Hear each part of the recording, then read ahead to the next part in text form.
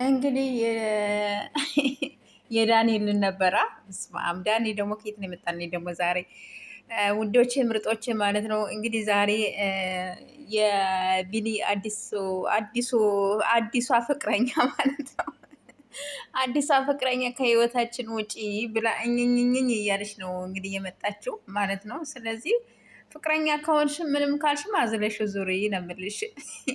ሌላ ምንም ምልሽ ነገር የለኝም። ምንድን ነው በየቦታው እና ልጄን ደግሞ ላሳድግ ብላለች። ደግሞ እዩ ደግሞ ልጄን ላሳድግበት ታይን ተፋችን ብላለች። በቃ ታይን ተፋችን ልጄን ማሳደግ እፈልጋለሁ ከህይወታችን አንቺም ውጪ እያለች ነው ማለት ነው። ስለዚህ አንቺም አዲሷ ፍቅረኛ ተብዬዋም ደግሞ ወይ ከህይወታቸው ውጪ ወይ ጠበቃ አድርገሽ ያዢው ልጄን ላሳድግበት እያለችሽ ነው። እውነቷን ነው። ስለዚህ ልጇን ደግሞ ማሳደግ ደግሞ አለባት ብዬ ነው የማስበው። ጋይስ እንደዛ ነው የምንለው።